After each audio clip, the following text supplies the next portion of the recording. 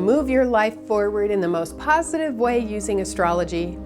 Then let's talk about the astrological patterns for May 2015. The month begins with a full moon in Scorpio on May 3rd. Scorpio full moons are intense, they're passionate, they're emotional, and this particular full moon will have Mercury and Saturn squaring each other. So this highlights the need to examine how you think, what you believe, and what your patterns are in communication, and I'm going to talk more about that as we go through this video because that's the theme for the entire month.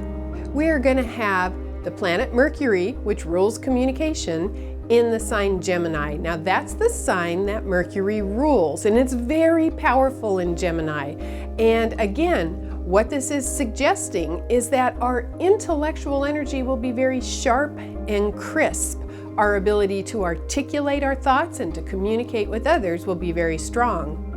And on the 11th of May, we have Mars, the planet of action, the warrior planet, also entering Gemini.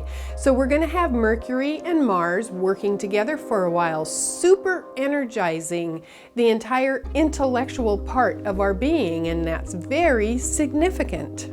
All of this leads to a new moon in Taurus on the 17th. Please watch my video. I'm going to go in detail about what this very powerful new moon is really all about.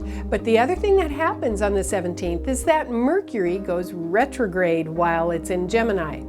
Okay, so calm down. Mercury retrograde is not that big of a deal. You're going to see a lot of hype about this on all the videos and blogs all over astrology. Just say to yourself, Mercury might be retrograde, but I'm not.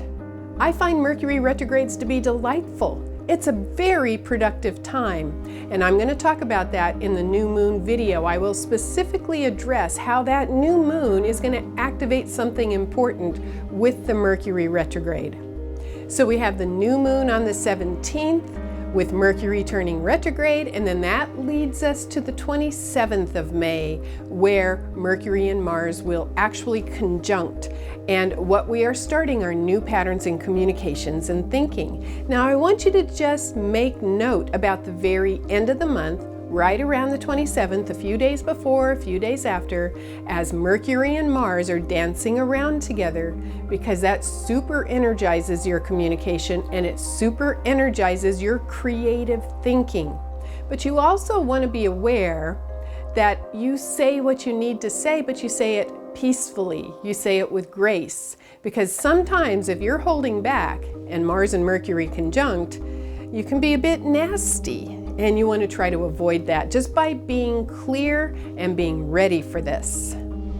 So to summarize the astrological patterns for May, just remember the full moon in Scorpio on the 3rd starts the process. It adds passion and depth to the fact that the overriding theme in May has to do with our thinking patterns, understanding what we think and how we communicate and what we may need to change in our thinking.